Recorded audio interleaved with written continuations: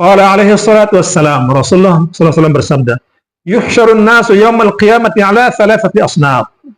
Akan dikumpulkan manusia pada hari kiamat nanti 3 kelompok, 3 rombongan.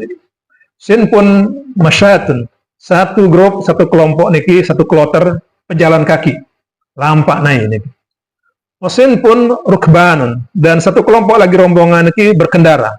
Ya, disebutkan niki menunggang, bisa menunggang kuda, menunggang bis, gitu, menunggang pesawat, macam-macam, berkendara. Kalau dulu bayangannya adalah tentu menunggang kendaraan, kuda dan sebagainya. Wasin pun masyatun ala wujuhim, dan sebagian lagi kelompok berjalan di atas wajah mereka. Ya, nyungsep nih kita nampak nih. Orang nampak pakai naik, dia nampak kadu otak nih. Jadi kebalik, naudzubillah. Qila ya Rasulullah, sahabat bertanya, wahai Rasulullah, kaifa yamshuna ala wujuhim? Bagaimana mungkin mereka bisa berjalan menggunakan wajah mereka? Qala, Rasulullah bersabda, innal ladzi amshahum ala aqdamihim, sesungguhnya Allah yang telah memperjalankan mereka menggunakan kedua buah kaki mereka, qadirun ayyamashahum ala wujuhim, mampu jugalah untuk memperjalankan mereka menggunakan wajahnya. Jadi gampang bagi Allah itu membuat orang itu berjalan dengan wajahnya, berbintang, entah dia seret, dia oros, macam bahasa dungan dan sebagainya. Intinya ini sebuah kehinaan, sebuah napiaran niki ganjaran yang naudzubillah luar biasa menyakitkannya. Amma innahum yansiluna ala wujuhim, adapun mereka seperti orang mengalir di atas wajah mereka, min kulli hadi min hadabin wasyaukin, di antara celah-celah duri dan halangan itu. Jadi pokoknya mereka berjalan menggunakan wajahnya melewati duri-duri dan batu-batu yang luar biasa. Orang berjalan pakai kaki saja sudah susah. Berjalan pakai kaki ada duri-durinya, ada hambatan. Ini berjalan pakai wajah. Kira-kira gampang apa susah nih? Tutup yang susah nih kan? Inilah gambarannya orang seperti naudzubillah.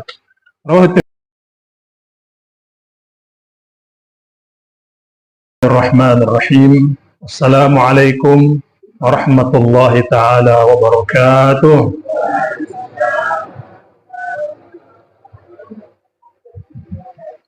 Assalamualaikum. Alhamdulillahi rabbil alamin, wal aqibatu lil muttaqin, wala udwana illa 'alal zalimin. Wassalatu wassalamu ala asyrafil anbiya'i wal mursalin, sayyidina Muhammadin wa ala alihi wa ashabihi ajma'in, amma ba'du. Jemaah rahimakumullah, alhamdulillah sayyidul ayyam, hari Jumat ini kita bisa hadir kembali di pengajian rutin yang mudah-mudahan kita memanfaatkan momen fadilah bulan suci Ramadan plus momen hari Jumat. Ini adalah menambah double-doublenya pahala bagi kita yang melakukan amal-amal saleh. Puasa di bulan suci Ramadan tentu adalah ibadah wajib. Menghadiri pengajian di bulan suci Ramadan meskipun tidak wajib hukumnya, akan tetapi adalah merupakan amal tambahan yang insya Allah pahala juga tidak kalah besarnya. Man intaqala liyata'allama ilman ghufira lahu qabla an yakhwa. Barang siapa yang berpindah dari rumahnya untuk niat menuntut ilmu, maka dia akan diampuni oleh Allah Subhanahu wa taala sebelum dia melangkahkan kakinya dari rumah. Maka insya Allah yang hadir di sini maupun yang tidak sempat hadir melalui media online mendengarkan kajian ini, mudah-mudahan kita semua mendapatkan pengampunan dan rahmat dari Allah Subhanahu wa taala. Amin ya rabbal alamin. Sebelum kita melanjutkan kajian, Tiang umumkan ada amal jariah yang diberikan oleh Mu'annas, Mu'an sekeluarga sebesar 5 juta rupiah yang diniatkan untuk almarhum Pu Idin Anda? Pu Idin. Kemudian yang kedua Pu Masyitah, Pu Muhyiddin Anda? Pu Muhyiddin. Yang kedua Pu Masyitah. Yang ketiga Pu Milot apa? Hah? Pu Milot alias Pu Milasi. Nino Mamo. Terus juga almarhumah Inak Kenap atau Mahnab, dan Inak Mahnun apa Mahnun ya? Mahnun, Mamo, Nina Inak Mahnun, saudara semua. Jadi mudah-mudahan amal jariah yang diniatkan untuk para almarhumah niki langsung akan disampaikan pahalanya oleh Allah Subhanahu wa taala. Kemudian juga kita doakan beberapa saudara-saudara kita yang meninggal dunia pada hari ini. Di Desa Negeriya ada almarhumah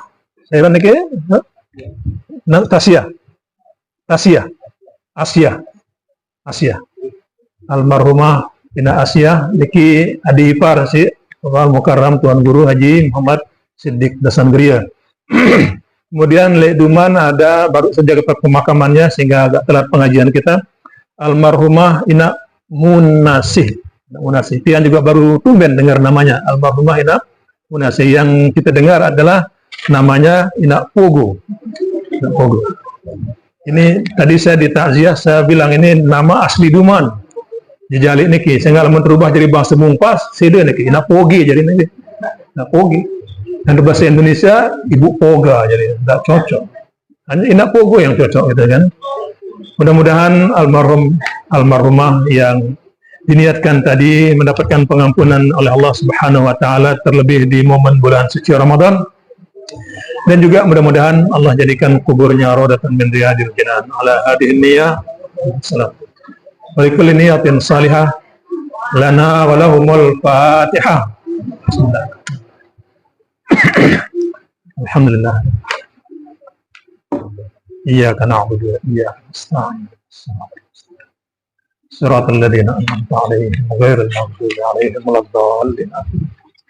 Jemaah rahimakumullah, di sisa waktu kurang lebih setengah jam dan sebelum tanya jawab, kita lanjutkan ke topik berikutnya di dalam kajian kitab niki. Bismillahirrahmanirrahim. Al-Majlis at-Tasi'ul 'Ishrun, majlis yang ke-29. Fi bayani ahwalin nas yaumil qiyamah, pada menerangkan tentang kondisi keadaan manusia di hari kiamat nanti. Ini penting sekali kita ketahui supaya kita bersiap-siap, karena kalau sudah di sana nanti percuma, kita akan menyesalinya, tidak akan ada manfaatnya. Maka dengan kita mempelajari di kitab ini sekarang bagaimana keadaan-keadaan nanti orang di yaumil qiyamah tersebut, sehingga setidaknya kita bisa mempersiapkan diri, mengarahkan diri kita kemana nanti kita, atau bagaimana kondisi kita dari sekarang, kita persiapkan diri kita. Bismillahirrahmanirrahim. Surah Ibrahim ayat ke-44-45, Allah Subhanahu wa taala berfirman, A'udzubillahi minasyaitonirrajim. Bismillahirrahmanirrahim. Wa anzirin nasa, dan berilah peringatan kepada manusia, ya Muhammadu, wahai Muhammad, yauma ya'tihimul adzab, pada hari akan didatangkan kepada mereka siksa. Jadi Nabi Muhammad SAW diperintah oleh Allah untuk mengingatkan kepada manusia. Jadi secara umum, maka yang lebih spesifik dan lebih utama tentu saja orang-orang beriman diingatkan oleh Allah Subhanahu wa taala melalui baginda Rasulullah SAW untuk apa? Yauma ya'tihimul adzab, hari di mana nanti akan didatangkan siksa, yakni yaumul qiyamah, yaitu pada hari kiamat itu maksudnya. Atau yaumal maut, atau juga bisa diterjemahkan yang disebutkan dengan hari datangnya adab adalah hari kematian, hari orang meninggal dunia tersebut. Fa innahu awwalu ayyami adzabihim wa huwa, yaitu karena sesungguhnya hari pertama adab seseorang itu mulai sejak di kubur itu. Jadi makanya sering dikatakan kubur ini adalah awalu manzilin min manazilid dunya, min manazilil akhirah. Kubur itu adalah rumah pertama, pintu gerbang pertama bagi orang untuk masuk ke dalam alam akhirat. Jadi orang begitu meninggal dunia, masuk di kubur itu adalah pintu gerbang. Bukan kemudian masuk tanah jadi napiran tulang belulang dimakan ulat. Itu jasad fisik kasarnya saja. Tetapi hakikatnya orang yang meninggal dunia itu adalah merupakan akidah rukun iman kita, percaya kepada hari akhirat ini. Orang yang meninggal dunia itu adalah akhirun manzilin min manazilid dunia, akhir kehidupan dunia. Selesai sudah semua kesusahan dunia ini, ruang musibah, ruang cobaan, penyakit, selesai di dunia ini. Tetapi jangan anggap itu kemudian akhir dari segala-galanya. Justru begitu orang meninggal dunia, masuk di alam akhirat, masuk di alam kubur, itu adalah awwalu manzilin min manazilil akhirah, pintu gerbang pertama masuk ke alam akhirat. Fa in naja minhu fama ba'dahu aisar. Maka jika dia lolos, dia selamat di alam kubur niki, sesudah itu aduh maulah gampang. Kenapa? Karena kalau orang sudah mampu menjawab pertanyaan mungkar dan nakir yang sudah dikenal pertanyaannya marabbuka wa man nabiyuka dan seterusnya itu. Kalau itu pelungguh senamian, tiang pelungguh sami mampu menjawabnya dengan baik dan lancar, insya Allah selanjutnya sudah bebas. Tinggal menikmati kuburnya menjadi raudhatan min riyadil Jinaan. Itu adalah bagian ventilasi dari surga, taman-taman surga. Yang ini adalah calon penghuni surga, tinggal menunggu nanti saatnya adalah untuk mendapatkan tempat lagi di surganya. Makanya disebutkan ketika menunggu kiamat datang, apa kata malaikat? Naumatal arus. Tidurlah sebagaimana tidurnya pengantin baru. Bagaimana tidurnya pengantin? Yang digambarkan bukan tidur pengantinnya, tapi adalah yang namanya pengantin baru niki tinduk niki dia penuh dengan kebahagiaan, penuh dengan kesenangan, penuh dengan kegembiraan, sehingga dia tidak merasakan, nggak sadar tiba-tiba sudah azan subuh, gitu kan? Dan hasil nih, karena apa? Bukan karena waktunya lebih cepat, tapi orang yang melewati waktu tersebut dengan suasana hati yang senang gembira, dia tidak merasa bahwa ujuk-ujuk bahasa Jawanya tiba-tiba sudah subuh, gitu kan? Tapi coba orang misalnya di tempat gelap gulita sendiri, tuh di situ ada hantu, tuh selak, mesa-mesa, wih, takut tengah malam itu malam tersebut dia melewatinya dengan begitu lama dan panjang. Iran bayi menah, gini kan, lelah keberangan, karena begitu mencekamnya suasana yang dihadapi. Tapi kalau orang itu senang, gembira, dia tidak merasa, kok tiba-tiba sudah kiamat. Jadi nggak merasa. Begitu juga orang yang berpuasa. Kalau dia puasa dengan ikhlas karena Allah Subhanahu Wa Taala, maka dia hasil di lapah nih, santai aja dia baca Al-Quran, dia sholat, dia tasbih, dia sholawat. Tiba-tiba renungan Ramadan, tiba-tiba sudah mau berbuka puasa. Dia melewatinya dengan santai. Tapi orang yang tidak ikhlas menjalankan ibadah puasa itu baru jam 12 saja begitu lah kering jam puasa nih jam kan, terus menunggu sore lah kengone idap nih. Bahkan menunggu saat berbuka puasa, sudah hidangan di depan kita sudah duduk melingkar di depan hidangan niki, hanya gara-gara arak dengan ngeraos pejabat niki, assalamualaikum warahmatullahi wabarakatuh, selamat menunggu berbuka. Nah, saya bayi demen ngeraos nih, kan? Demen pada ngeraos, mak ngeraos pas sudah selesai puasa, kan? Gara-gara dengan pidato doang bisa disili nih. Karena kita nggak sabar menunggu yang berbuka tersebut. Nah, jadi kalau kita ikhlas menjalankannya, nggak terasa. Nah, jadi yang perlu diketahui bahwa alam kubur niki, disitulah awal mulainya penyiksaan tersebut.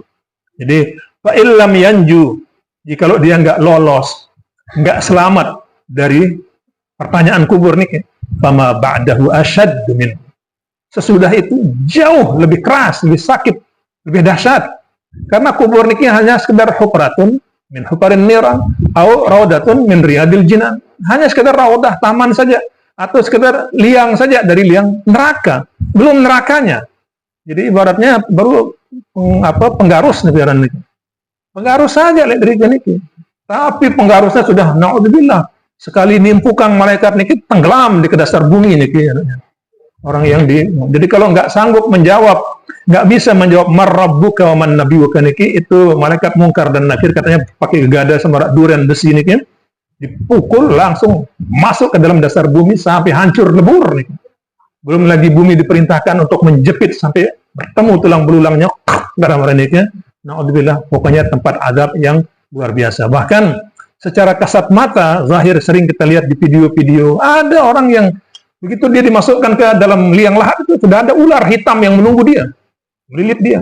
Bahkan ada juga kemarin videonya ada api keluar dari kuburnya. Orang mau gali kubur di sebelahnya itu api keluar dari mana kan logikanya ada api dari dalam kubur itu? Begitu. Itulah gambaran bahwa azab kubur itu sesuatu yang hak. Jadi jangan pernah dianggap sesuatu hayalan saja. Itu sesuatu yang hak dan benar. Maka satu-satunya cara untuk mempersiapkan diri menghadapi itu, persiapkan amal soleh dari sekarang. Orang yang puasa bulan Ramadan dengan sepenuhnya, insya Allah akan terbebas dari azab neraka. Orang yang rajin membaca Al-Quran, maka insya Allah Al-Qurannya akan jadi temannya di alam kuburnya nanti. Bahkan orang yang banyak amal solehnya, insya Allah amal solehnya akan diwujudkan oleh Allah sebagai sosok yang tampan rupawan yang akan menemani dia selama masa tunggu di alam barzakh tersebut. Intinya, kalau dia orang soleh, orang baik, walaupun di alam kubur, itu dia akan senang, dia akan bahagia. Tapi kalau banyak maksiatnya, apalagi kufur, dari alam kubur itu sudah azab dan siksa. Na'udzubillah, na'udzubillah dari. Wa yaqulul ladzina zalamu, maka berkatalah orang-orang zalim bisyirki wat takdzib, yaitu orang-orang yang menyekutukan Allah dan mendustakan Allah dan Rasulnya. Rabbana, nah ini orang yang sudah masuk alam akhirat, baik di alam kubur maupun di hari kiamat nanti. Apa katanya? Rabbana, wahai Tuhan kami, akhirna ila ajalin qarib. Tolong tunda sampai waktu, walaupun sekejap saja, singkat saja. Tolong tunda kematian, balikkan kita ke dunia, kira-kira manikan. Akhiril adab anna, atau akhirkanlah siksaan ini daripada kami, katanya. Waruddana ila dunya, kembalikanlah kami ke dunia. Wa amhilna ila haddin minaz zaman qarib. Kembalikan kami ke dunia, dan walaupun hanya sesaat saja. Jadi orang-orang yang sudah meninggal dunia ini yang ada penyesalan saja. Dia hanya mengatakan, ya Allah, kenapa enggak ditunda ajal kami? Ya Allah, tolong, tunas, katanya kan, dengan segala macam permohonan sampai menangis darah ukurannya dia. Apa yang dia minta? Ruddana ila dunia, tolong kembalikan kami ke dunia ya Allah. Wa amhilna ila haddin minaz zamani qarib, dan berikanlah tempo waktu kepada kami niki, walaupun hanya sesaat saja, katanya, dari ajal kami niki. Wa bakna miqdara ma nu'minu bika wa nujibu da'wataka. Jadi mereka memohon waktu, tempo, dikembalikan ke dunia sesaat. Hanya untuk apa? Hanya untuk sekedar bersyahadat. Dia berikrar bahwa dia beriman kepada Allah, beriman kepada Rasulullah, dan kemudian mengikuti semua perintah-perintah Allah dan Rasulnya. Wa nujibu da'wataka. Hanya itu saja yang mereka inginkan. Nggak ada, ya Allah kembalikan jok dunia, melihat yang jok mall, no, dinara. Saya belum sempat ke epicentrum, belum sempat ke kunjungan ke tempat-tempat kolam renang, lompat, nggak ada. Yang dia pikirkan, kembalikan saya ke dunia, nanti yang sekedar mau beriman saja, bersyahadat, dan bisa minimal dia mengerjakan sholat dan bersedekah, memenuhi seruan Allah dan Rasulnya. Itu saja yang mereka inginkan, tapi telat, terlambat. Nujib da'wataka wa nattabi'ir rusul. Jadi itu supaya kami bisa memenuhi, menjawab seruanmu dan mengikuti para rasul. Kemudian apa jawaban Allah? Awalam takunu aqsamtum min qablu ma lakum min zawal? Bukankah dulu kalian sudah bersumpah waktu masih di dunia, waktu masih segar bugar, ma lakum min zawal, bahwa kalian meyakini kalian tidak akan mati, kalian tidak akan punah. Jadi dia merasa hidup di dunia ini selama-lamanya. Jadi itu keyakinan, sehingga kenapa dia dianggap seperti begitu? Sudah diingatkan berkali-kali, mulailah beramal soleh, tobatlah. Tapi dia menunda-nundanya. Karena apa? Dia merasa masih sehat, masih belo umur, nindek man, wayen nih kan. Dia tunda terus. Ternyata blek, datang saatnya ajal, meninggal dunia. Nah, kalau meninggal dunianya orang-orang yang soleh, kemarin kita lihat ada yang sedang jadi imam sholat subuh, meninggal dunia. Ada yang jadi imam tarawih, meninggal dunia. Alhamdulillah, Masya Allah. Itu adalah akhir hayat atau husnul khatimah yang luar biasa baiknya.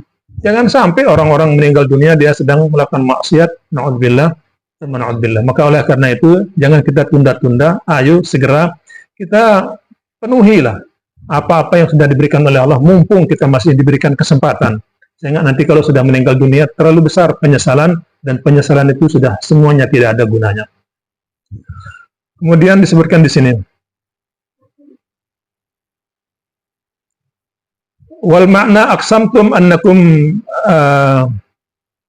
baquna fid dunya la tazuluna bil maut. Jadi disebut dengan sumpah tadi itu bahwa mereka meyakini mereka akan kekal di dunia dan mereka tidak akan hilang atau tidak akan punah disebabkan karena kematian. Wasakantum fi masakinil ladzina zalamu anfusahum, dan kalian tinggal di tempat-tempat orang-orang menzalimi diri mereka sendiri. Jadi mereka tinggal, bergaul, berada bersama lingkungan yang tidak benar. Akhirnya apa? Mereka terpengaruh dan ikut juga dengan perbuatan yang tidak benar. Akhirnya keburu meninggal dunia, yang ada tinggal penyesalan saja. Fatabayyana lakum kaifa fa'alna bihim, dan sudah dijelaskan bagi kamu semua bagaimana tindakan kami terhadap mereka. Bima tusyahiduna fi manazihim, seperti apa yang kalian sudah saksikan secara langsung di tempat tinggal mereka. Jadi maksudnya Allah sudah tunjukkan bagaimana kisah-kisah orang-orang yang zalim terdahulu itu sebagai pelajaran. Fir'aun, Qarun, Haman, semuanya. Maka jangan kita menirunya. Wa darabna lakumul amsal, dan kami jadikan bagi kalian itu sebagai misal, contoh, min ahwalihim, dari keadaan mereka. Sadaqallahul azim. Kita lanjutkan keterangan. An Anas radhiyallahu taala anhu annahu qala, dari Anas bin Malik, mudah-mudahan Allah meridainya, telah berkata, qala Rasulullah sallallahu alaihi wasallam, telah bersabda Rasulullah sallallahu alaihi wasallam, Man shalla alayya salatan, barang siapa yang berselawat kepadaku sekali saja, sallallahu alaihi asyran, Allah akan berselawat kepadanya 10 kali. Man shalla alayya asyran, barang siapa yang berselawat kepadaku 10 kali, sallallahu alaihi mi'atan, Allah berselawat kepadanya 100 kali. Man shalla alayya mi'atan, barang siapa yang berselawat kepadaku 100 kali, kataballahu baina ainaihi bara'atain, Allah telah menuliskan, diberikan merek niki di antara kedua matanya, berarti di sini niki, di keningnya lah di sini nih, diberikan semacam stiker niki. Stiker apa niki? Bara'atain, dua macam keselamatan. Bara'atan minan nifaq, yaitu satu keselamatan dari munafik, wa bara'atan minan nar, dan satu keselamatan dari api neraka. Wa askanahu Allah Ta'ala yaumil qiyamah ma'asyuhada, dan dia akan diberikan tempat tinggal oleh Allah di hari kiamat bersama para syuhada, orang syahid. Jadi bersolawat, apalagi di bulan suci Ramadan, sekali, 10 kali, 100 kali, Masya Allah, pahalanya luar biasa. Di antaranya tadi, kalau bisa bersolawat 100 kali sejelo, diberikan stiker tempel langsung, plok, di antara kedua mata di sini, berarti celah ini, bahwa ini akan mendapatkan keselamatan dari nifaq, juga selamat dari adab neraka, selamat dari sakitnya huru-hara yaumil qiyamah, dan juga akan diberikan tempat tinggal bersama orang-orang syahid syuhada. Maka banyak-banyak berselawat. Allahumma salli ala Sayyidina Muhammad wa ala ali Sayyidina Muhammad. Allahumma salli ala Sayyidina Muhammad wa ala ali Sayyidina Muhammad. Allahumma salli ala Sayyidina Muhammad wa ala ali Sayyidina Muhammad. Wa anzilhu al-manzilatal muqarraba indaka yawmal qiyamah. Wa ati Sayyidina Muhammadin al-wasilata wal fadilah, الشرف والدرجة العالية الرفيعة, وابعث مقاما محمودا الذي وعدته innaka la tukhliful mi'ad. Selawat banyak sekali modelnya, silakan. Yang paling penting minimal selawat kepada Rasulullah, pada sahabatnya, pada keluarga. Allahumma salli ala Sayyidina Muhammad wa ala ali Sayyidina Muhammad.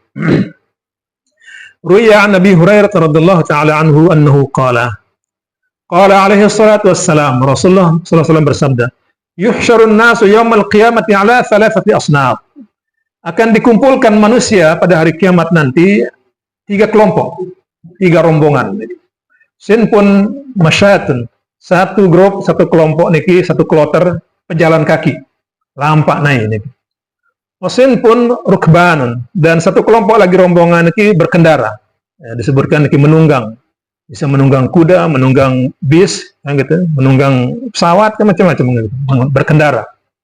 Kalau dulu bayangannya adalah tentu menunggang kendaraan, kuda dan sebagainya. Wasin pun masyatun ala wujuhim, dan sebagian lagi kelompok berjalan di atas wajah mereka. Ya, nyungsep nih kita nampak nih. Orang nampak pakai naik, dia nampak kedua otak nih. Jadi kebalik, naudzubillah. Qila ya Rasulullah, sahabat bertanya, wahai Rasulullah, kaifa yamshun ala wujuhim? Bagaimana mungkin mereka bisa berjalan menggunakan wajah mereka? Qala, Rasulullah bersabda, innal ladzi amshahum ala aqdamihim, sesungguhnya Allah yang telah memperjalankan mereka menggunakan kedua buah kaki mereka, qadirun ayyamassyahum ala wujuhim, mampu jugalah untuk memperjalankan mereka menggunakan wajahnya. Jadi gampang bagi Allah itu membuat orang itu berjalan dengan wajahnya, berbintang, entah dia seret, dia oros, macam bahasa dungan dan sebagainya. Intinya ini sebuah kehinaan, sebuah napiaran niki, ganjaran yang naudzubillah luar biasa menyakitkannya. Amma innahum yansiluna ala wujuhim, adapun mereka seperti orang mengalir di atas wajah mereka, min kulli hadi min hadabin wa syaukin, di antara celah-celah duri dan halangan itu. Jadi pokoknya mereka berjalan menggunakan wajahnya, melewati duri-duri dan batu-batu yang luar biasa. Orang berjalan pakai kaki saja sudah susah. Berjalan pakai kaki ada duri-durinya, ada hambatan. Ini berjalan pakai wajah. Kira-kira gampang apa susah nih? Tutup yang susah nih kan? Inilah gambarannya orang seperti Nabi bilang. Rawahu Tirmidzi. Ammal masyad, adapun orang yang berjalan kaki, wal mudhnibuna minal mu'minin. Saya niki nanti orang-orang yang masuk dalam rombongan orang yang pejalan kaki niki, ini orang-orang yang berdosa dari kalangan orang-orang beriman. Ya, dia beriman kepada Allah tapi banyak dosanya. Jadi dia masuk rombongan orang-orang yang berjalan. Wa marrukban, adapun orang-orang yang mengendarai niki, kendaraan niki, wal muttaquna as-sabiquna alladziina la khaufun 'alaihim wa la hum yahzanun.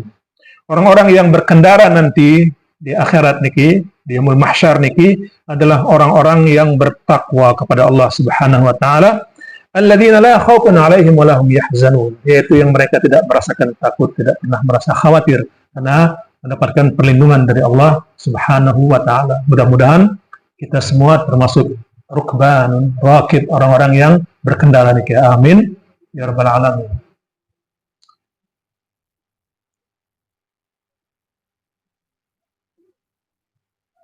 Wa ammal masyatu ala wujuhihim, adapun orang-orang yang berjalan di atas wajah mereka, fahumul kuffar.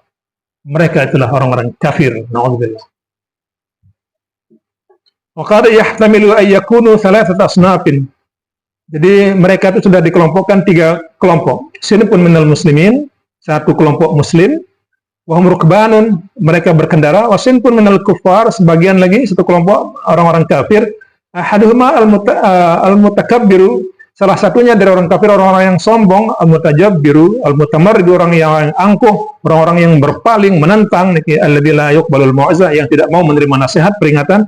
Fa haula yuhsyaruna ala wujuhim, mereka adalah orang-orang yang dikumpulkan di halau mereka nanti di padang mahsyar, itu menggunakan wajah-wajah mereka. Watsba'uhum yamshuna, kemudian pengikut-pengikutnya itulah yang berjalan. Jadi orang-orang kafir berjalan pakai wajahnya, orang-orang yang berdosa dan orang mukmin itu mengikutinya dengan berjalan kaki ini.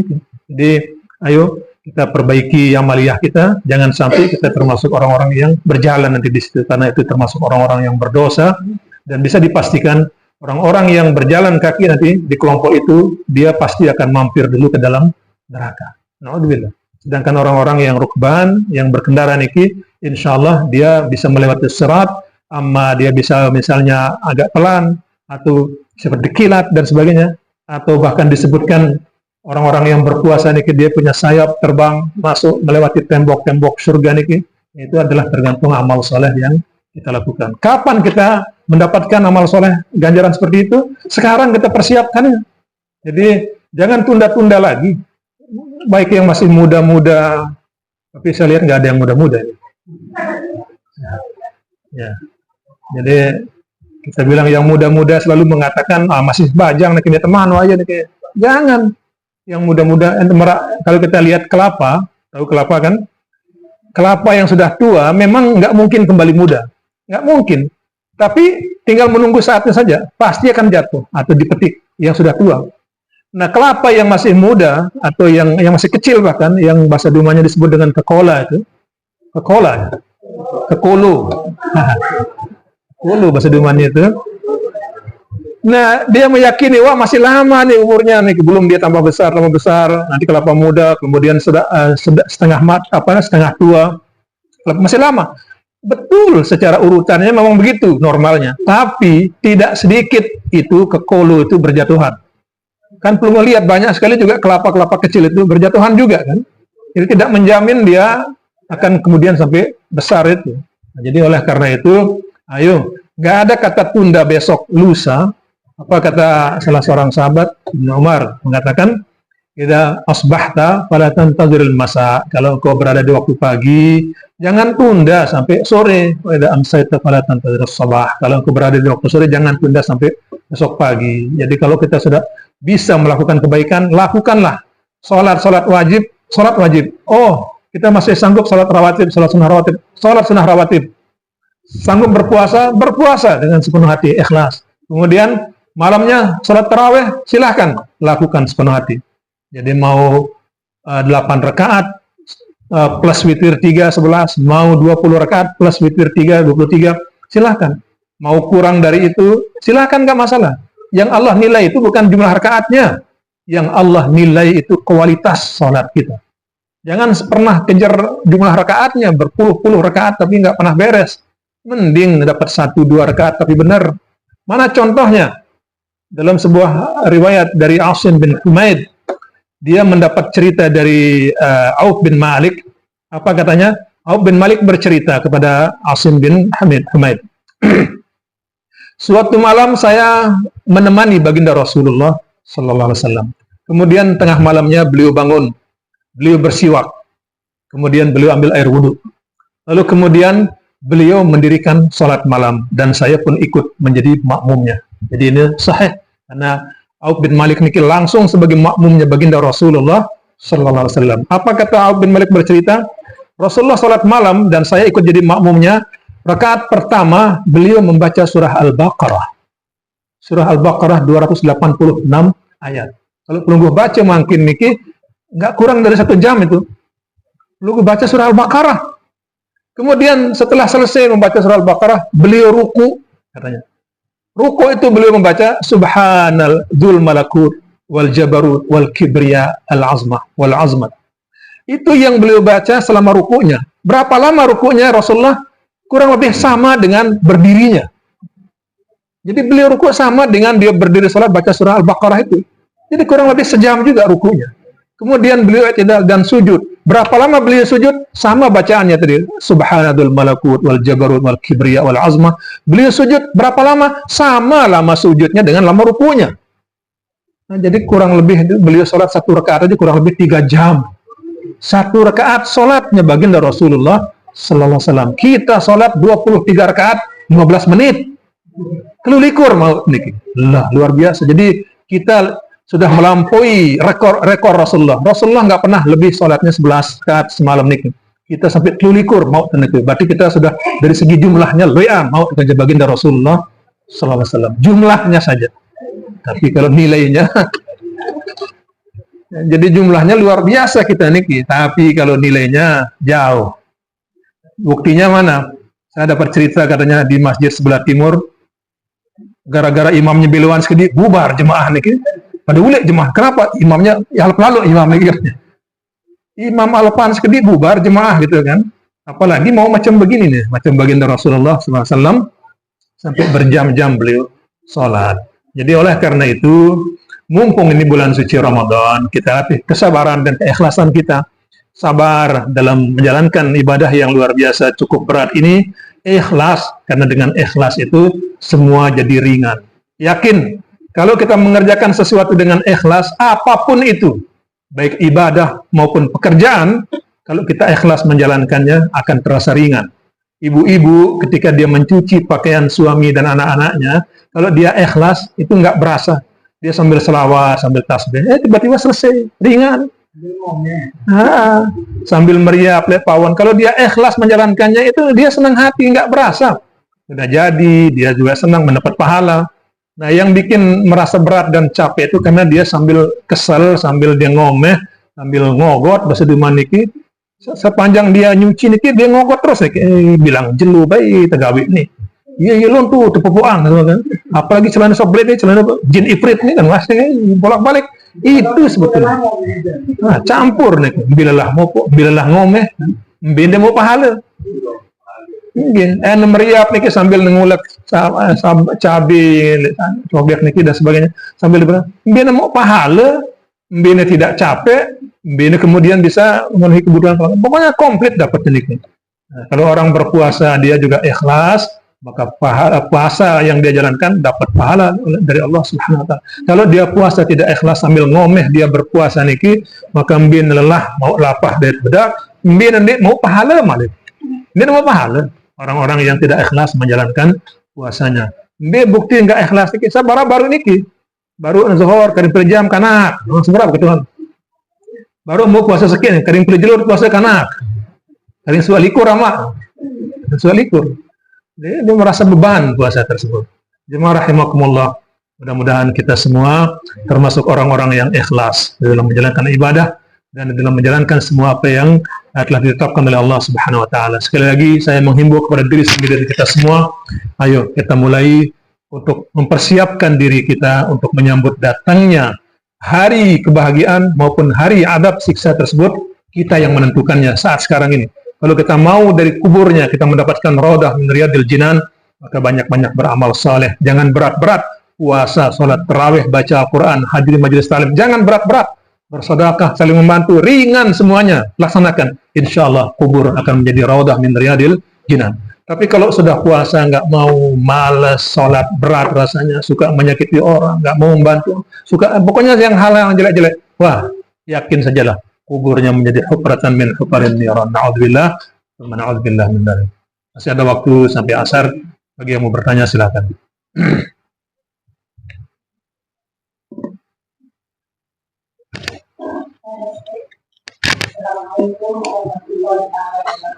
Waalaikumsalam warahmatullahi wabarakatuh.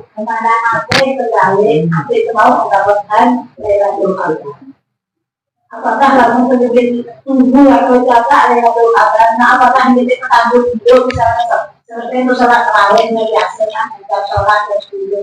Aku tertidur kalau misalnya jam sekian jam 2 terus misalnya ibadah langsung sampai subuh, apakah nanti mampu mendapatkan Lailatul Qadar mampu hidup?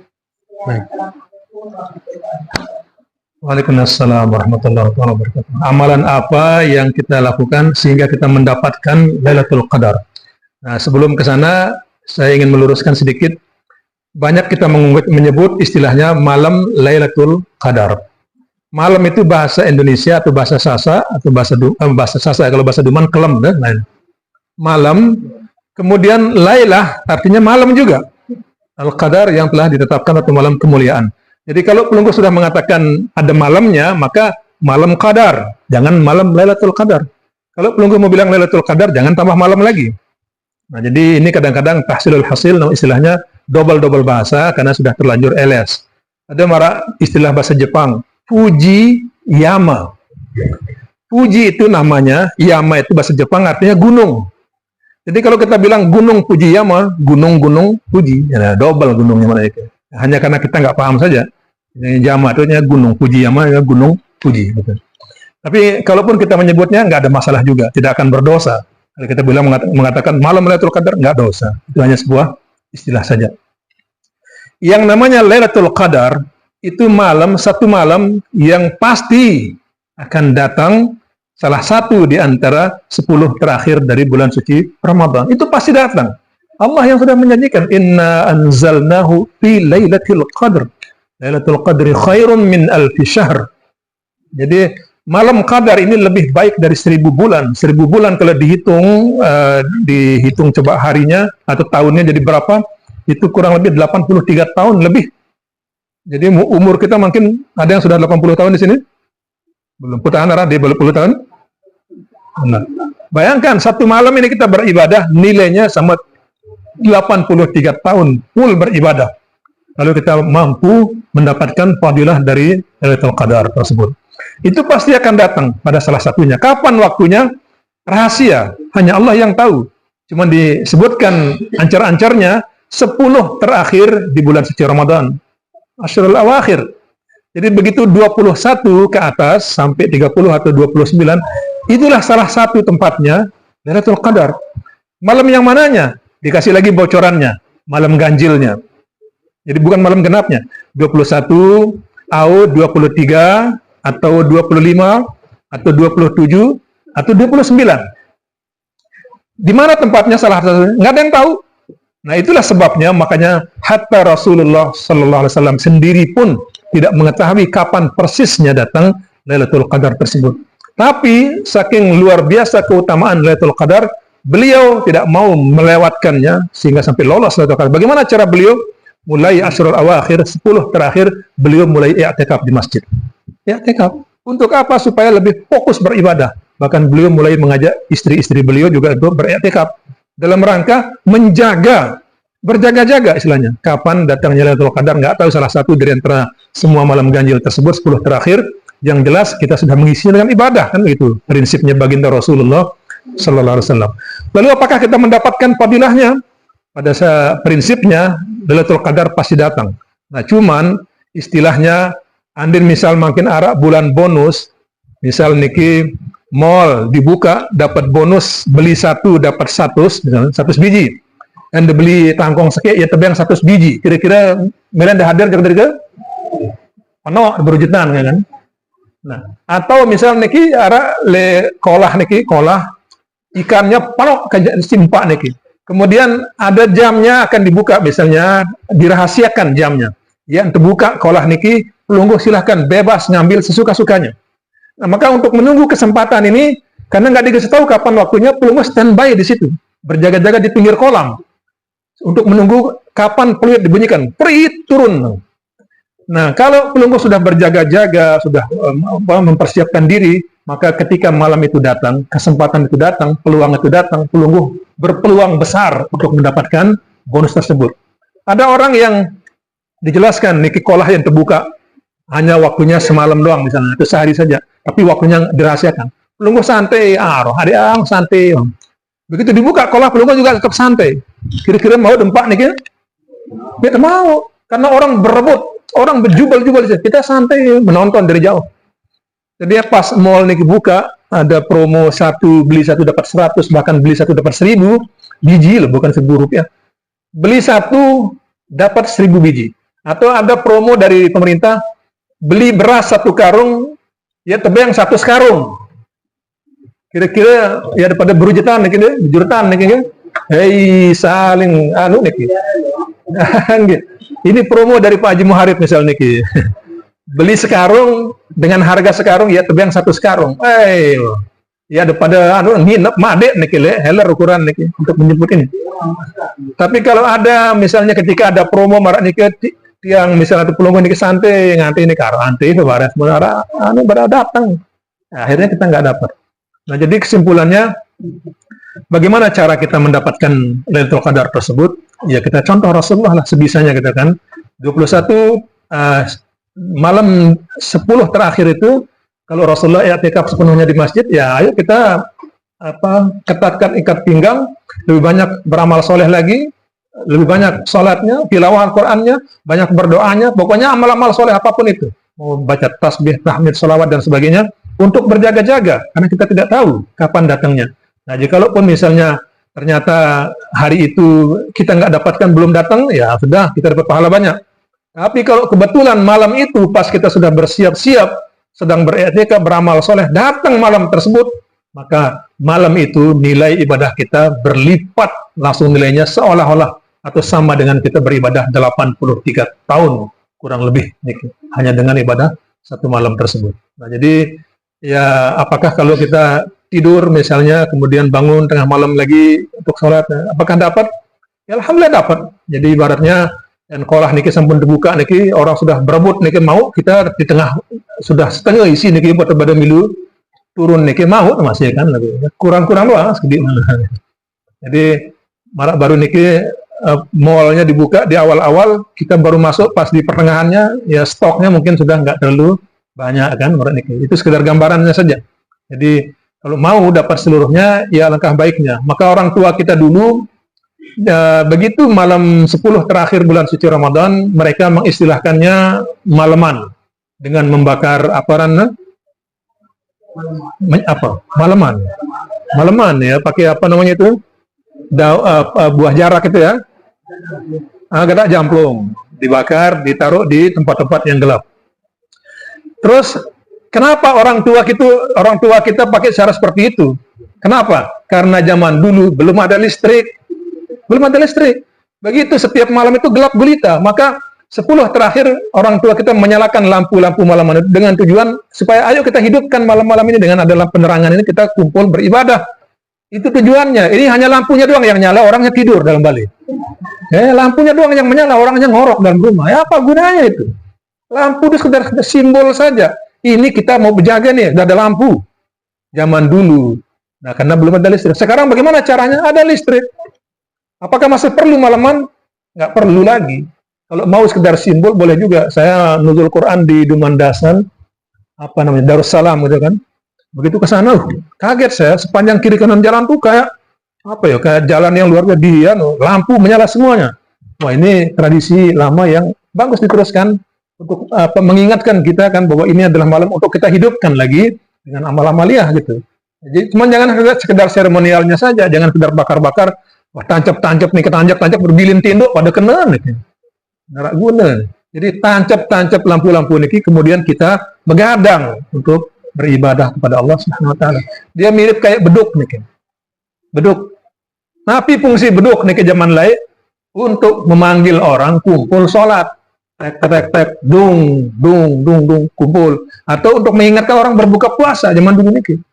Kenapa pakai beduk nih? Karena ini yang paling jauh jangkauan suaranya. Kalau kita bekuih niki mungkin belum tentu sampai. Tapi kalau pakai beduk bisa mungkin sampai 1 kilo nih suaranya akan terdengar. Nah, itu dulu sebelum ada speaker. Makin ada speaker nih, kita bekrem aja sudah sampai mumpas suaranya. Kita bekrem, nih, kan? Apalagi kita bekuih orang niki. Nah, ini sudah terwakili, makanya beduk sudah fungsinya sudah tergantikan oleh speaker. Bolehkah kita pakai beduk lagi? Kenapa enggak? Kan? Jadi sekedar simbol saja. simbol tradisi. Nah, jadi masih boleh. Makanya di Masjid Raya Islamic Center ada beduk besar sekali. Bahkan kalau kita tidur di dalamnya pun bisa, yang besarnya beduk tersebut. Jadi kembali ke pertanyaannya Umi, ayo kita berusaha. Ya kalau kemarin kita belum ini, ya kita usahakan. Setelah kita tahu, kita berusaha menghidupkan malam-malam terakhir ini untuk mendapatkan Lailatul Qadar. Makanya kalau orang-orang di Jakarta, sayang sekali, banyak sekali yang melewatkan malam 10 terakhir itu. Bukannya dia meningkatkan amal soleh ibadahnya, justru pas 10 terakhir mudik lebaran, mudiknya nggak masalah. Tapi sepanjang perjalanan mudik niki pada puasa, pada minum es, minum, pada merokok, makan semuanya, kacau. Yang seharusnya 10 terakhir lebih meningkatkan amal soleh, 10 terakhir jadi kacau ibadahnya nih. Jadi kacau. Nah, termasuk di Duman, saya sendiri kemarin dengar pengumuman apa namanya itu? Lomba takbiran. Nah ya, lomba takbiran. Apakah salah? Bagus, silahkan.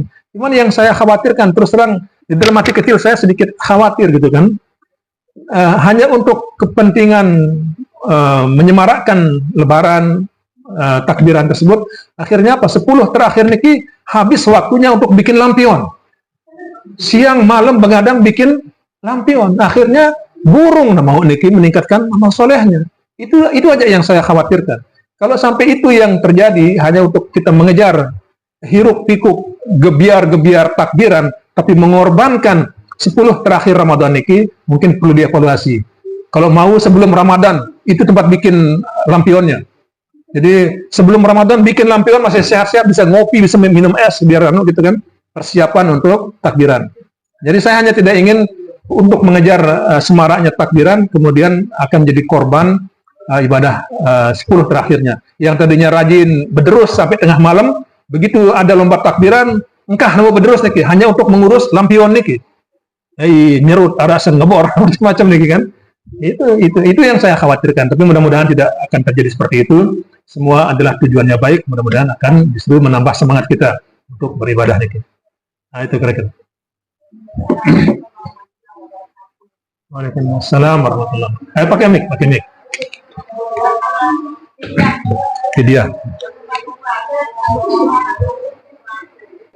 Fidyah kapan dibayarkan? Ya, fidyah itu boleh dibayarkan setiap hari yang kita tinggalkan itu, bilang jelo niki sejelo.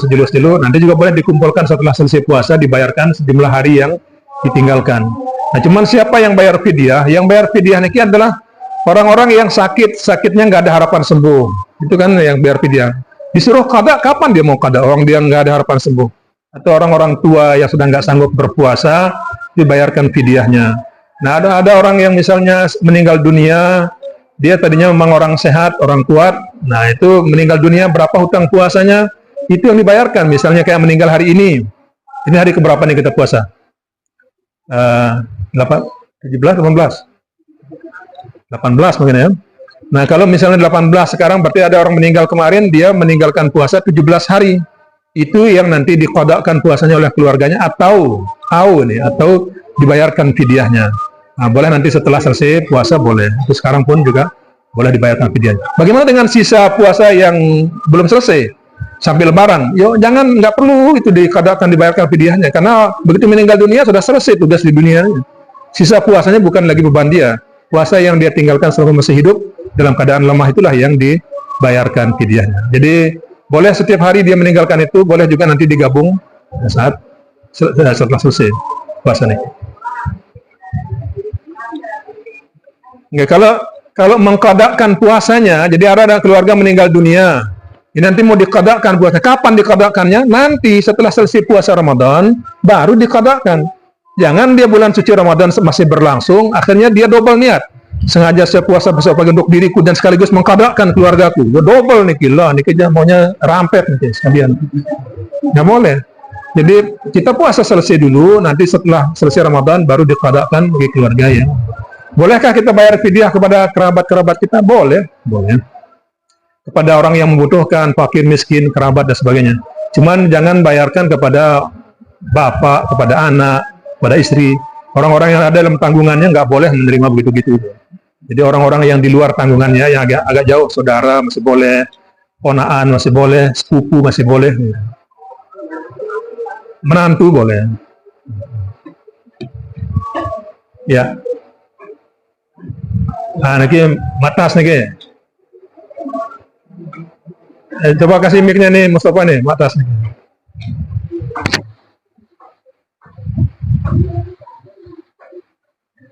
Oke, ambil.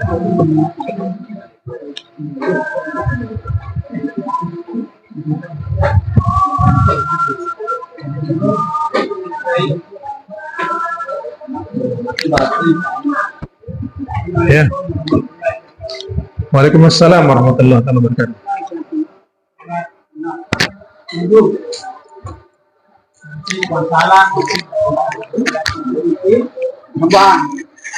Dia bagusnya mikir yang sholat sunat itu sholat tahiyatul masjid, dia bagusnya. Oke. Jadi sholat sunnah wudu. Nah, sholat sunat mutlak, ya kan? Orang yang mampu menjaga sholat sunnah wudu ini, sholat sunnah mutlak ini kan waktunya kapan? Kenapa disebut sholat sunnah mutlak? Karena waktunya dia nggak terikat, kapan aja dia wudu. Hatta dia selesai sholat asar nih misalnya, sore-sore ba'da asar kan nggak ada sholat itu sebenarnya, nggak boleh. Maksudnya nggak boleh itu yang ada qabliyah rawatibnya, ba'diyahnya nggak ada. Tapi kalau dia misalnya berwudu, lalu dia sholat sunnah, atau dia masuk ke dalam masjid, maka dia boleh sholat sunnah, sholat mutlak kan. Nah, Bilal bin Rabah itu sampai terompahnya itu terdengar di surga, padahal dia masih hidup di dunia. Rasulullah nanya apa amalannya? Amalannya adalah setiap kali dia batal, dia langsung berwudu. Berwudu langsung selesai wudu, dia sholat sunnah. Jadi kalau orang yang seperti itu, dia dianggap nggak pernah batal. Begitu dia batal, buang angin dan semuanya, langsung pergi berwudu, kemudian sholat sunnah. Nah, kalau dia bisa amalkan itu, Masya Allah, dia dihitung orang yang tidak pernah lepas wudunya. Nah, kemudian begitu dia selesai sholat sunat wudu, azan apapun itu, isya dan sebagainya. Kemudian mana lebih afdal kita sholat sunnah rawatibnya, qabliyahnya dan sebagainya, atau sholat sunnah tahiyatul masjid.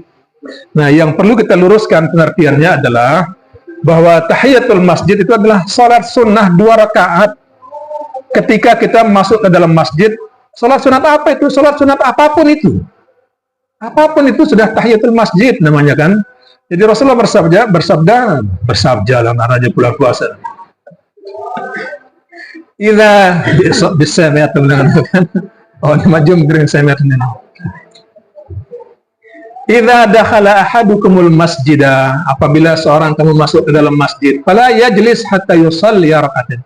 Jangan langsung duduk sampai dia mengerjakan salat 2 rakaat dulu. Baru dia duduk. Pertanyaannya, salat apa itu 2 rakaat itu? Salat apapun juga. Belum mau datang ke masjid ternyata sedang azan, kemudian begitu selesai azan belum salat sunnah 2 rakaat, itulah dia sekaligus ya dihitung tahiyatul masjid itu. Tapi kalau pelungguh mau sendirikan lagi tahiyatul masjid itu sendiri, maka silahkan, nggak apa-apa. Nah, kecuali pelungguh ke masjid, pelungguh sudah sholat sunnah di rumah nih misalnya, rawatibnya, datang ke masjid masih ada waktu. Nah, sholat apa ini? Misalnya sholat duha, lewat waktu, sholat qabliyah, belum waktunya. Nah, itulah. Kemudian kita sholat tahiyatul masjid. Sholli sunnat tahiyatul masjid, raka'ataini, silahkan. Tapi kalau pelungguh pas masuk masjid kebetulan selesai adzan, pelungguh sholat qabliyah, atau masuk masjid pas kebetulan waktu duha, pelungguh langsung sholat duha, itu sudah mencukupi yang disebut dengan tahiyatul masjid. Intinya, setiap kali masuk ke masjid, jangan langsung duduk, kedebrok duduk itu, kecuali sholat 2 rakaat dulu, sholat sunnah apapun itu, sudah dianggap tahiyatul masjid. Sama kalau masuk ke Masjidil Haram, ke Ka'bah, setiap kali masuk ke Masjidil Haram, ke Ka'bah itu, maka kita menghormati Ka'bah dengan cara apa? Tawaf. Nah, itu bedanya. Kalau di Masjidil Haram, kita menghormati masjidnya dengan tawaf di sekeliling Ka'bah. Setelah itu cukup, itu sudah sebagai tahiyatul masjidnya di Masjidil Haram. Nah, gitu. Jadi di luar sama-sama afdal sudah. Pokoknya sholat mana-mana aja sholat itu. Nah, asal jangan terlalu rajin sholat. Misalnya ini, begitu selesai sholat asar, sholat lagi dia apa nih? Ba'diyah. Ya. Ini bukan karena rajin, ini tahu orang nih. Jadi sholat itu juga ada ilmunya gitu kan. Ada juga orang begitu selesai sholat subuh, dia sholat sunat 2 rakaat. Apa itu? Dia sholat ba'diyah, ba'da subuh. Jadi maksudnya saking rajinnya sholat, lalu kelewat rajin dan paham itu salah. Demen lalu.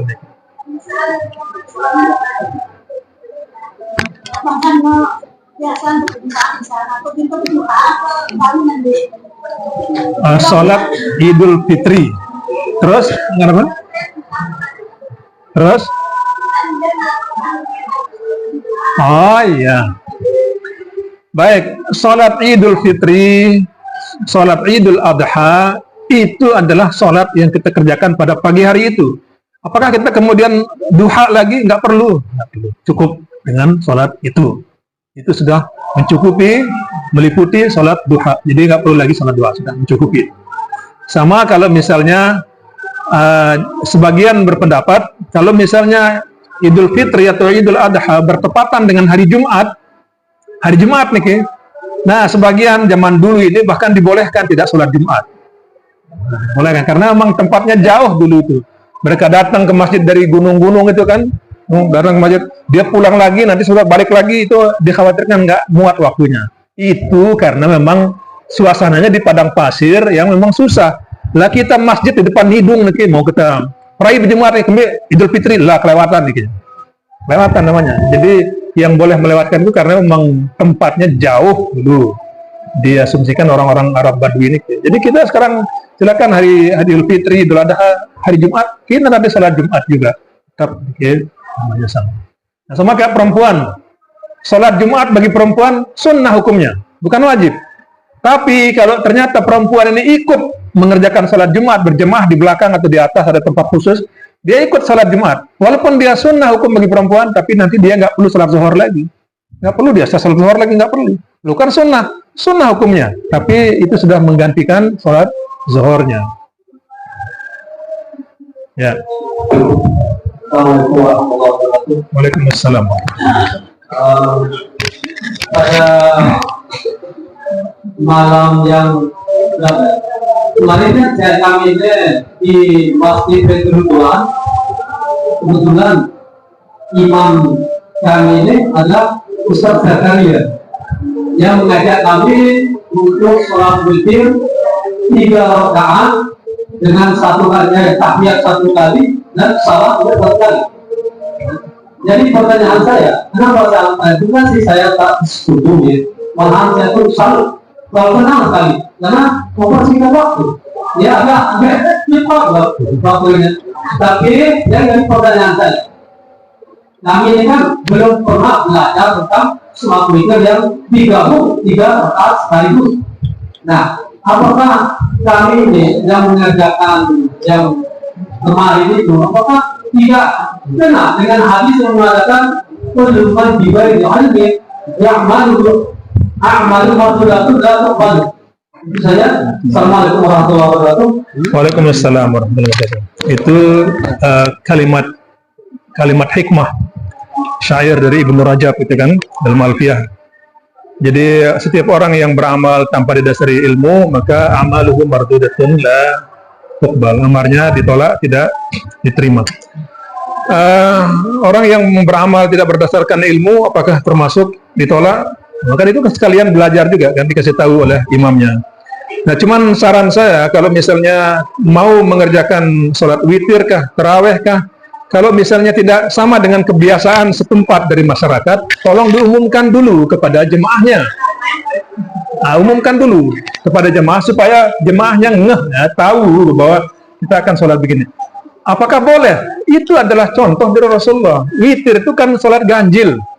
Nah, cuman cara mengerjakannya, kalau misalnya mau dikerjakan minimal 1 rakaat, cukup 1 tahiyat salam. Kalau mau 3 rakaat, jadi bilangan witir itu 1, 3, 5, 7, 11 gitu kan. Kalau mau 3 rakaat 1 kali salam, itu tanpa tahiyat. Langsung 3 rakaat, nanti tahiyatnya terakhir. Nggak ada tahiyat awal maksudnya. Nah, kalau mau 5 rakaat, juga sekali tahiyat. Boleh. Bahkan mau 11 rakaat, sekali tahiyat juga boleh. Nggak ada masalah. Nah, kita yang biasa di kampung adalah 3 rakaat, 2 rakaat pertama salam, kemudian 1 rakaat salam. Sebetulnya ini juga harus niatnya benar, karena 2 rakaat sama 1 rakaat 1 paket. Makanya niatnya ketika 2 rakaatnya usolli sunnatan minal witri, min litab'id. Saya sengaja sholat 2 rakaat bagian dari witir yang 1 rakaat itu, bagian. Nah, sehingga nanti begitu salam berdiri lagi 1 rakaat salam. Jadi itu nggak termasuk. Jalankan kalau misalnya dikasih tahu 3 rakaat seperti itu, nggak masalah. Salat tarawih seperti yang sering dijelaskan boleh 11 rakaat dan Rasulullah SAW selalu mengerjakannya sampai 11, nggak muat beliau mengerjakannya lebih daripada itu. Keburu sahur, karena Rasulullah salat tarawih keburu sahur kalau sampai jumlahnya banyak. Kapan kemudian menjadi 23 rakaat? Khalifah Umar bin Khattab. Beliau melihat sahabat salatnya masing-masing berpencar-pencar, akhirnya dikumpulkan berjamaah. Kemudian kalau 11 rakaat ternyata masih banyak waktu tersisa. Akhirnya ditambah lagi. Kenapa 23 rakaat? Alasannya karena ia kenyambuk. Ia kenyambuk, bukan karena angsuhan. Jadi kita 11 rakaat dipaksakan ya. Jadi Umar itu sebenarnya karena dia memang merasa kurang sehingga jadi 11 rakaat. Apakah kita tiru? Justru itu luar biasa. Jadi Rasulullah mengingatkan, ikutilah sunnahku wa sunnatul khulafa'ir rasyidin al-mahdiin. Sunnah para khalifah ar-rasyidin al-mahdiin. Jadi itu sudah dicontohkan oleh sahabat, sudah mutawatir, sahih. Nah, bagi yang mau 11 rakaat silahkan. Dan saya sendiri kalau sholat di rumah atau bersama keluarga itu 11 rakaat terus. 11. Dan juga sering kali 11 rakaatnya 4 rakaat sekali salam. 4 rakaat sekali salam gitu kan. Kenapa? Di samping lebih molah, lebih peras, dan itu boleh 4 rakaat sekali salam. Nah, kemudian 4 plus 3 rakaat sekali salam. Selesai gitu kan. Cepat. Nah, tapi pengalaman sholat di aula sini, kita sholat 11 rakaat sama Umi jadi makmumnya. 11 rakaat kita sholat duluan selesai yang di masjid daripada yang di ini gitu kan. Karena kita selembar ini satu nah, kita selembar kita pakai anunya kita kan. Ya, nah kita pakai 23 ya ayatnya permanen itu At-Takatsur sampai An-Nas kan. Nah, jadi kalau mau pakai Al-Qur'an atau yang hafal Al-Qur'annya silakan. Jadi nggak ada masalah gitu. Mau pakai 3 ikutin nggak ada masalah. Yang penting ikutin. Lalu jadi masalah ada kelompok. Nggak apa-apa. Biasanya normal. Boleh. Jadi ya. Jadi lalu, umpamanya kalau kita itu banyak utang, mana yang dulu kita tahu, lunas utang atau lunas zakat? Dia kan bilang, kita lagi menjalankan zakat, tapi kita itu banyak utang umpamanya.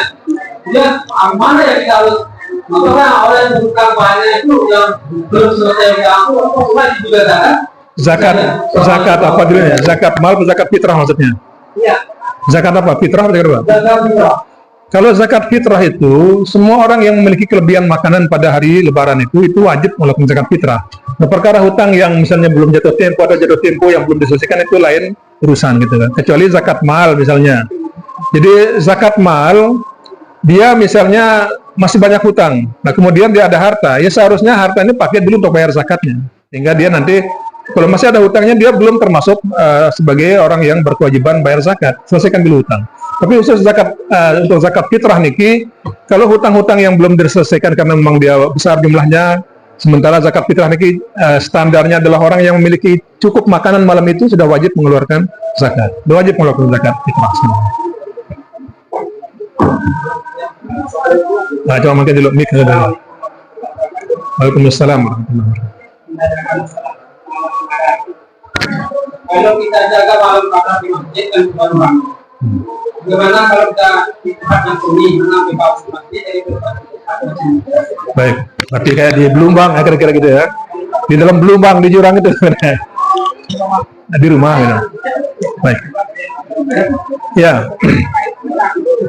Jadi memang masjid kita belum dikondisikan untuk itu, gitu kan. Kalau Rasulullah dulu begitu malam Qadar ini atau 10 terakhir, beliau sudah bikin sutra-sutra niki pembatas-pembatas kayak kelambu-kelambu gitu kan. Bikin kelambu-kelambu, jadi kayak bilik-bilik lah, dibikin tempat masing-masing niki. Nah, untuk apa? Untuk beribadah. Nah, di Jakarta sudah banyak ngetren sekarang itu di kalangan terutama orang-orang yang hijrah-hijrah niki. Pada malam 10 terakhir niki mereka berbondong-bondong ke masjid i'tikaf. Tapi saya lihat jauh Galang, jauh Simbut, macam-macam jauh Tipah, pindah tidur ke masjid. Berarti dia ke masjid pindah tidur, bukan untuk beribadah. Bawa bantal, bawa kasur kecil, bawa selimut, bawa semua bawa ke masjid. Ya, maksudnya bawa sajadah hanya untuk beribadah di masjid, bukan untuk pindah tidur ke masjid. Nah, jadi tadi kalau misal di masjid banyak sekali orang yang sebagainya, bagaimana? Ya silahkanlah, mungkin nyaman di rumah, itu nggak masalah gitu kan. Di tempat-tempat yang kita anggap bisa menyatakan kekhusyuan, tapi afdalnya ya di masjid kita bisa bersama-sama. Ya. sholat tarawih. Saya kan sering sholat tarawih dulu. Karena waktu kita berjamaah atau sendirian, kalau kita berjamaah itu kan kurang kuat. Kalau kita sendirian di rumah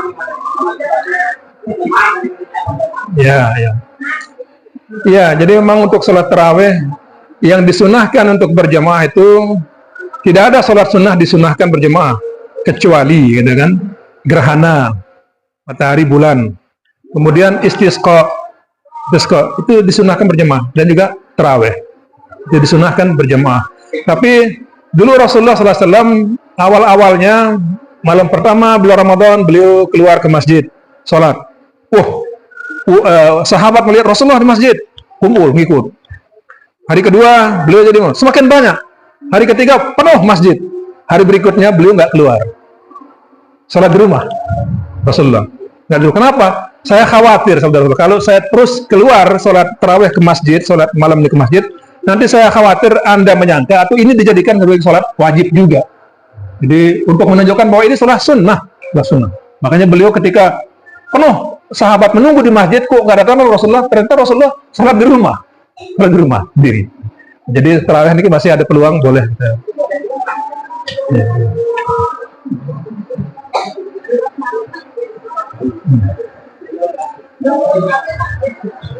Tadi Pak Sobirin, silakan Pak.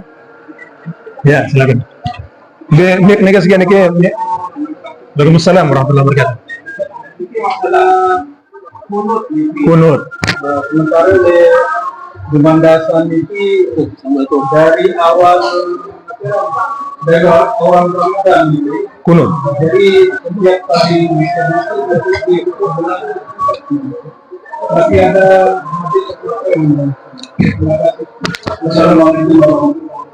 Waalaikumsalam warahmatullahi wabarakatuh. Kunut ini masih berbeda pendapat, berbeda madhab, dan sampai seterusnya nggak akan ketemu. Jadi nggak bisa kita mengatakan kunut tinggal harus kunut, karena sebagian mengatakan nggak perlu kunut. Misalnya yang Muhammadiyah nggak ada kunut gitu kan. Bagaimana caranya? Satu-satunya cara adalah yang melakukan kunut silahkan kunut, yang nggak kunut silahkan nggak kunut. Nggak boleh saling menyalahkan begitu kan. Karena Rasulullah SAW dulu beberapa kali sempat kunut, kemudian nggak kunut. Ada situasi genting, situasi yang mencekam, ada paceklik, ada macam-macam, beliau perintahkan pada umat semuanya kunut, yang disebut dengan kunut nazilah nih. Makanya dulu pas zaman Krismon di Jakarta itu semua sholat, bukan hanya pas sholat subuh. Sholat subuh kunut, sholat zuhur kunut, sholat asar kunut, semua sholat kunut semuanya. Dan saya termasuk yang hadir di situ. Setiap sholat kunut terus selama paceklik. Mungkin kemarin pas pandemi juga boleh kunut terus. Kita sholat Jumat kunut kemarin pas pandemi ini kan, itu kunut terus. Nah jadi nggak masalah ada kunut nazilah. Kemarin ini misalnya pas di Mandasan setiap kali witir selalu kunut. Apakah ada dasarnya? Silakan. Mungkin menganggap situasi negara habis pemilu ini kacau, kan? Hasil pemilu tidak sesuai, misalnya mereka kunut nih, nazilah semuanya. Nah, jadi yang penting adalah apa kata salah seorang dalang terkenal di Jawa Tengah nih, jadi bupati, nggak lama kemudian meninggal dunia. Terakhir katanya kan, nggak lagi orang-orang Muhammadiyah sama NU nih meributkan tentang kunut. Kalau dulu sampai besiak nih berantem hanya masalah kunut. Tapi akhir-akhir ini sudah nggak lagi ada berantem orang Muhammadiyah sama orang NU hanya masalah kunut. Kenapa? Mereka nggak berantem lagi karena semuanya sama-sama nggak sholat subuh. Yang NU yang nggak ada sholat subuh jadi nggak perlu berantem lagi masalah kunut apa enggaknya katanya. Nah kan kacau. Yang penting masih sholat subuhnya, masalah kunut nggak kunutnya itu urusan khilafiyahnya, nggak masalah. Gitu. Nah, jadi yang penting kita ngerjakan sholatnya, kunut nggak kunut itu masih boleh, ada dasarnya. Jadi kunut nazilah silakan nggak apa-apa. Wallahu a'lam bishawab. Mudah-mudahan Allah Subhanahu wa taala melimpahkan rahmatnya pada kita semua di bulan suci Ramadan. Khusus 10 terakhir niki kita berlomba-lomba semampu kita untuk mengejar fadilah keutamaan Lailatul Qadar. Mudah-mudahan kita semua mendapatkannya. Amin. Ya Rabbal Alamin. Subhanakallahumma bihamdika asyhadu an la ilaha illa anta wa nastaghfiruka wa natubu ilaik. Wallahul muwaffiq ila aqwamit thariq. Wassalamualaikum warahmatullahi taala wabarakatuh.